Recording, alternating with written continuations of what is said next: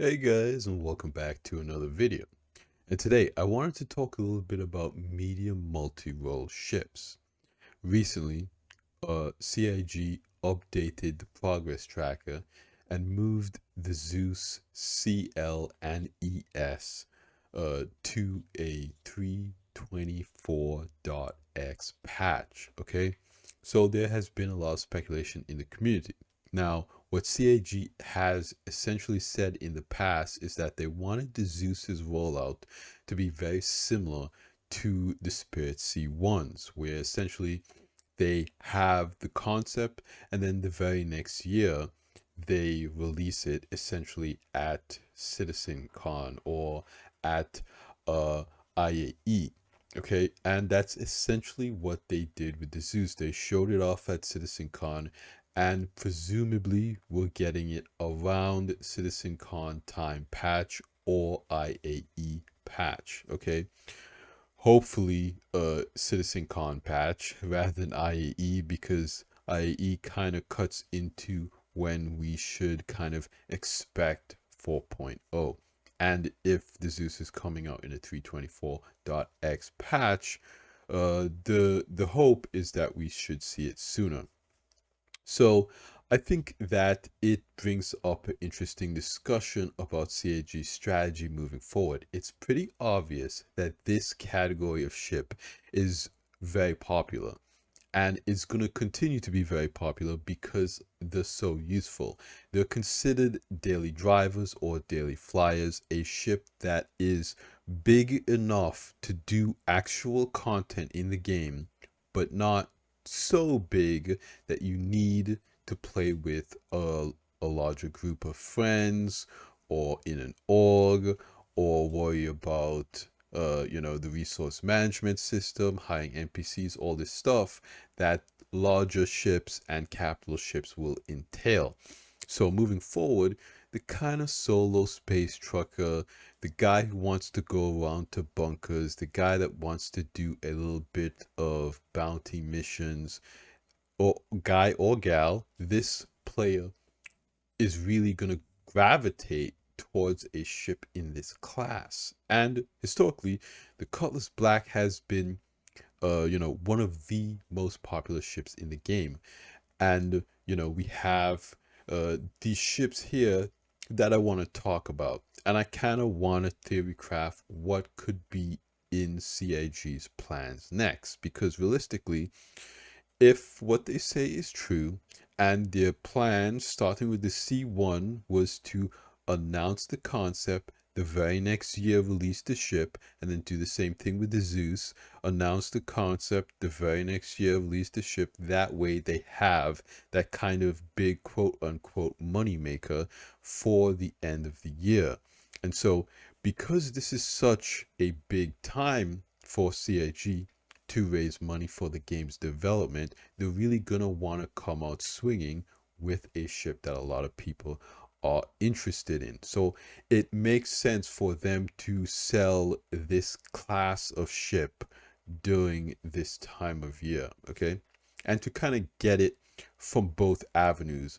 Basically, you have the sales from the concept of the new ship and the sales from the straight to flyable of the ship that was in concept from the previous year. So you kind of get to double up on the sales of this ship. And the people buying it concept will obviously get it at a cheaper price.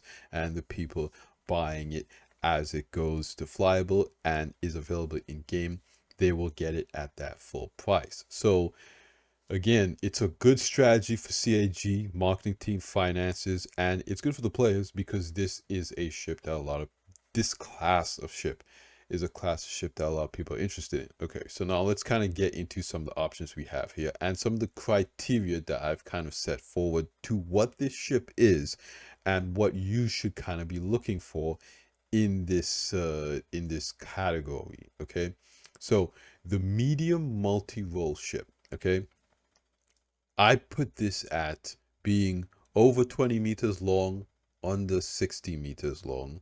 Okay. Has to have a minimum of 20 SC of cargo. Now, of course, this is pretty low. Realistically, you're looking at ships that have closer to 40. Okay, it needs to be able to carry a ground vehicle. Realistically, the 20 SU kind of comes down to the missions. Okay, so you really have those entry level missions, cargo missions, 8 to 10 boxes, and then you get into the medium cargo missions. They really have like 60 to 150 SU of cargo. So you, you're going to want to start off with something minimum 20 SU of cargo. Really and truly, the starter ships, they don't really go over 10 or 15 SU of cargo, so they wouldn't qualify. The smaller starter ships needs to be able to carry a ground vehicle. This is really important because I think that there are going to be more ground vehicle type things coming out. We recently saw this with the Argo Atlas, this kind of power loader. Then, of course, we have the ROC Rock Miner, and then there are buggies and hover bikes, and something like the Fury MX, small enough to fit in just about all of these ships here, and you can take it around a snub fighter like that, and do different things. You can get, the missile variant, the gun variant, the racing variant. So it unlocks different things to be able to hold a small snub like that in your ship. And then, of course, it needs to have pilot controlled guns. This is going to be, again, like I say, a lot of people's daily driver. So you're going to want to be able to defend yourself, and it needs to pretty much have decent pilot control guns, but I just kind of have a generic, metric here. So I think these are reasonable criteria for what a medium multi-role ship is. And I wanted to take a look at some of the ships that meet this criteria. And over here, I have some starter ships, and we'll talk about why they're there in a second. Okay, so to kick things off, we have the Cutlass Black. Tried and true. This has a lot of features that a lot of people like. Okay. It has good pilot control DPS. It has a good cargo area that you could fit a ground vehicle in. Again, 46 SU cargo gives you the ability to do those starter cargo missions. There's 2 doors on either side that you could either jump out of or shoot out the side of. It does have some jump seats in here, so you and a buddy can be G safe as you're flying through the verse. Doesn't have a bathroom, which a lot of people always point out, but at the end of the day, I think that we don't know what that gameplay is really going to look like. It does have a manned turret at the top, so if you did want to bring a friend along with you, you have that ability, as well as it has a co-pilot seat that has the ability to control the tractor beam at the back for those cargo missions. Okay, as well as a bed. Bed logging is changing, so we'll see how much of a benefit that gives us. So the Cutlass Black checks all the boxes. It is going to be a great choice for you. Okay. And similarly, we got the C1 again. Has basically all of the features that the Cutlass Black has, minus the man turret. The C1 has more cargo. And it is a much sleeker design. But again, if you're comparing the two of these ships, a lot of people are still going to like the Cutlass Black for all of its utility. Okay, but again, the C1 checks basically all of the same boxes. And then we really jump up into kind of sort of a different category altogether with the Freelancer Max. Okay, this ship has 4 beds on it for you to be able to log out in. Okay, it has a door on the side. It has pretty good pilot control DPS. It has a lot of seats up front for you to be G safe. It does have a manned turret at the back, so you can defend yourself in escape scenarios.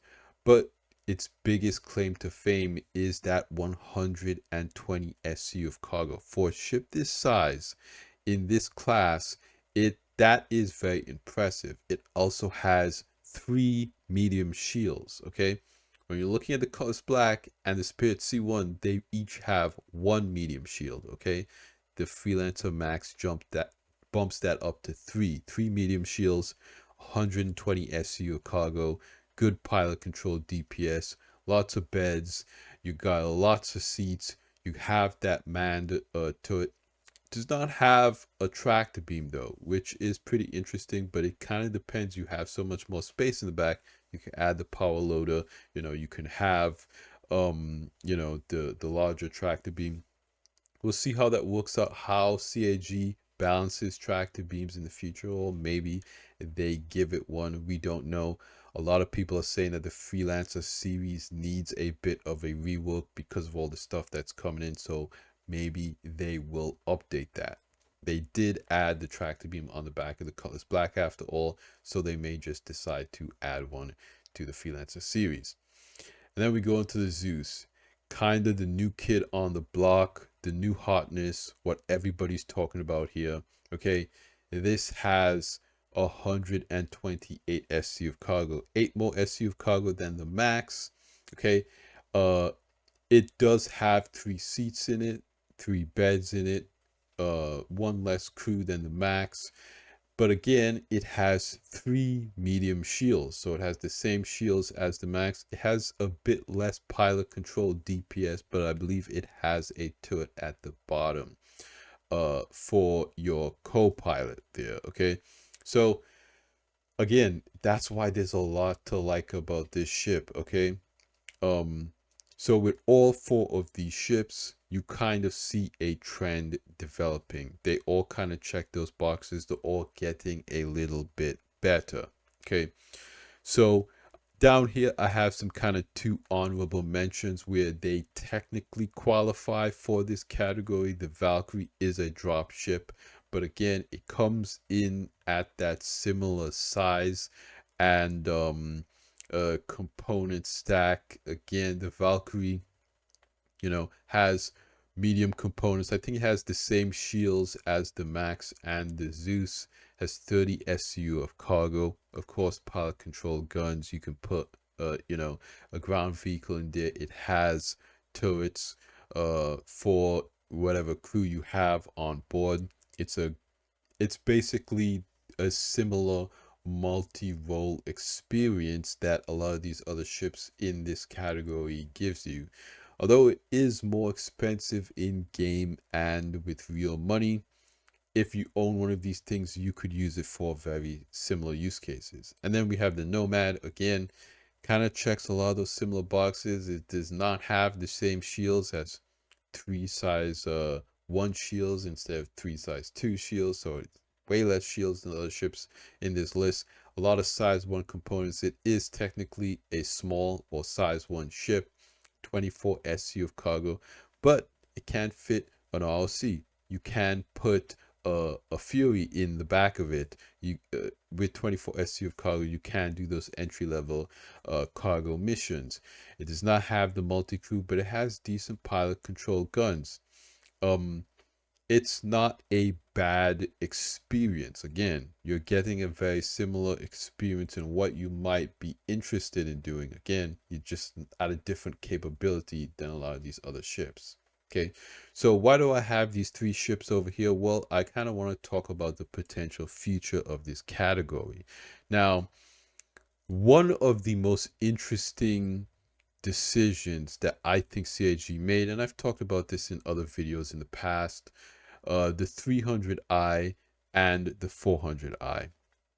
Now, I don't have 400i here specifically because the 400i is a large ship. It does not qualify for this category. It has large components, and that shield strength is a lot more than the 3 medium shields that you could get in a Max or Zeus. So really, it is a large ship. It kind of belongs in the category with the Taurus, with the Corsair, with the MSR.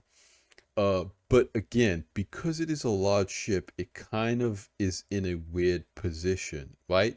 Because what a lot of people want is that real 400i. Really, the 400i should be the 500i, and we should have a 400i that is this class of ship. Essentially, they made the 400i to compete with the MSR, the Taurus, and the Corsair.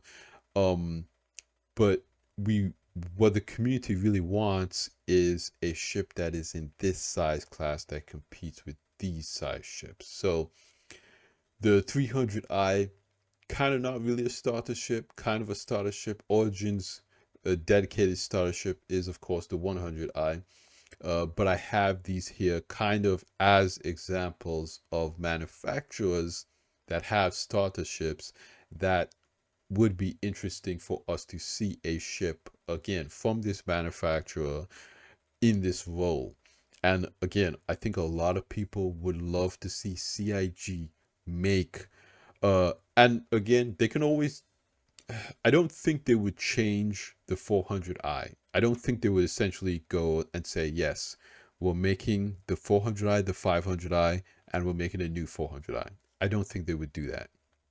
So what on earth ship could they come out with in this class?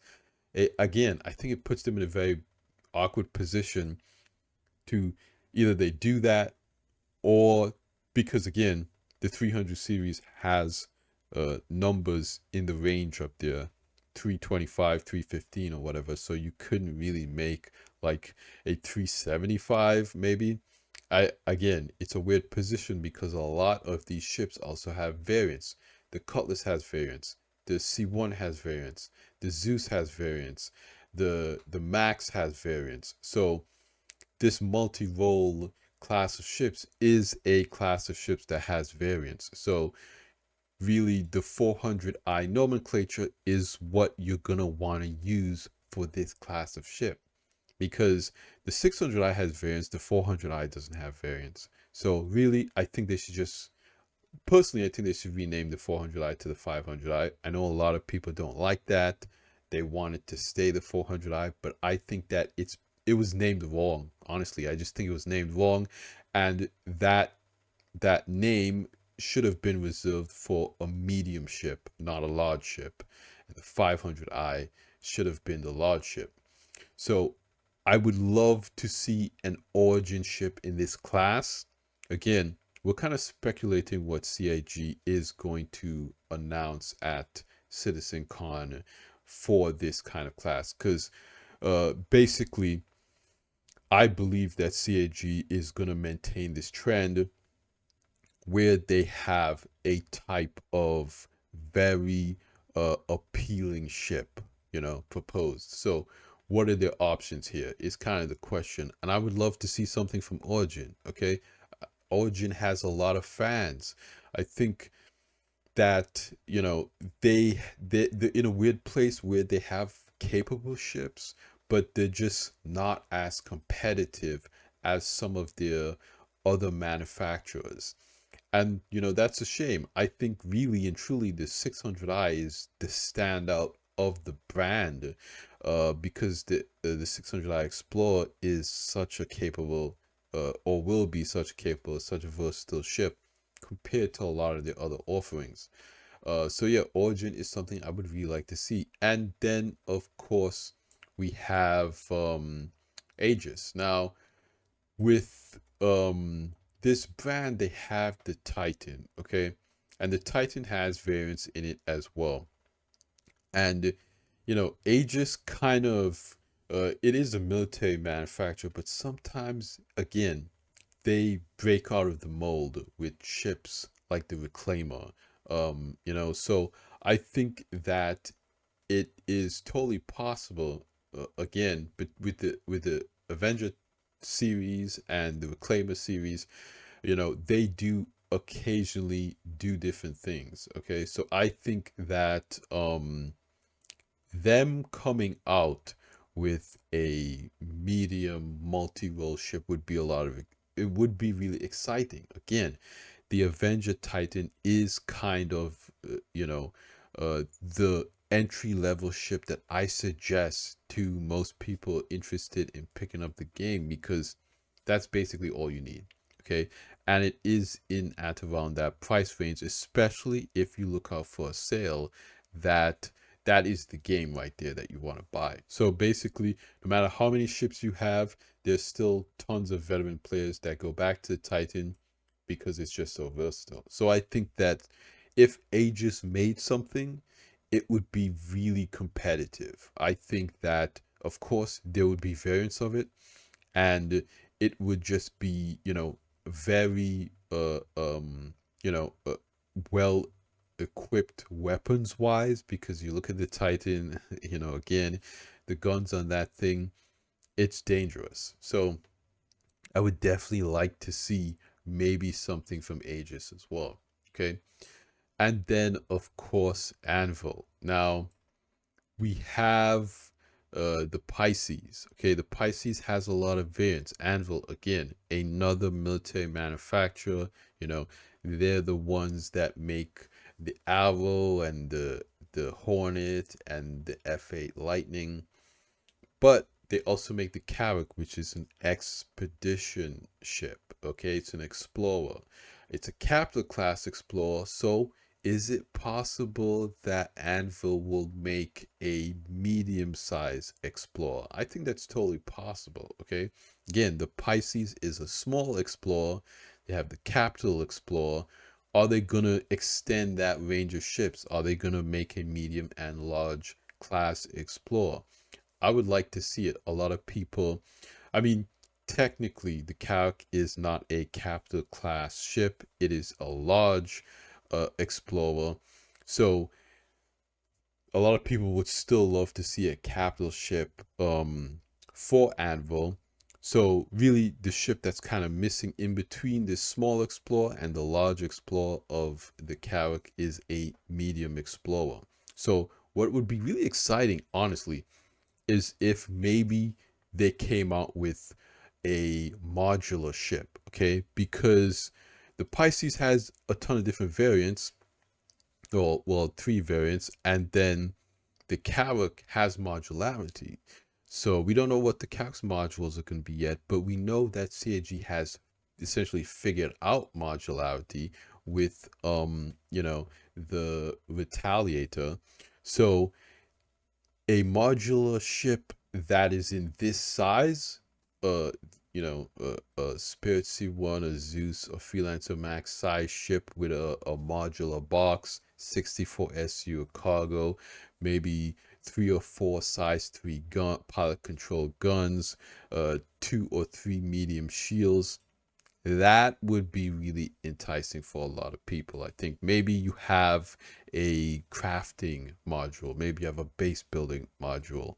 I know CIG showed off this ground vehicle that's capable of base building, but I really think maybe they might do something in between the Zeus and that would make a lot of sense in my opinion. So I think if Anvil came out with something like that, that would be very exciting. And of course, I think a lot of people would, it would give the Zeus a run for his money. And I'm not saying, hey, you guys sell your Zeus right now, because CIG is gonna come out with something that is totally power creep.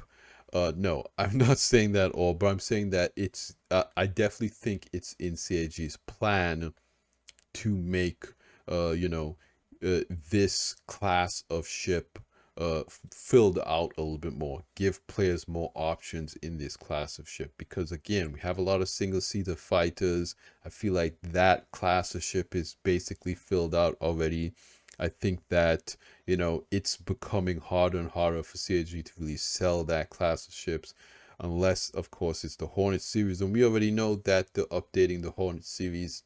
They have that in the works. I'm very excited for the Super Hornet and whatnot to talk about that as well. But I think this class of ship is really interesting, and the player base is very interested in this class of ship. So I want to know what you guys think. Speculation wise, again, it's a little bit of speculation here. What do you guys think CIG is going to do in the comments down below? I want to hear from you guys. Would you like to see an Origin medium multi-role, Aegis or Anvil? I think these are really interesting brands. Technically, the Nomad is not a medium, so maybe something from Consolidated Outland. Maybe they'll make a base building medium ship. I want to know what you guys think. This is really interesting. CitizenCon is right around the corner. It is quickly approaching us, so Any questions, any ideas, any theory crafting we do right now, it will soon all be answered. So with that said, that's gonna be it for me in today's video, you guys. Thanks for hanging out with me again. I really appreciate you guys showing support on the videos. You guys are awesome. And like I always say at the end of these videos, you guys like the video if you liked it. Subscribe if you want to see more, and I will see you guys in the next one. Salut!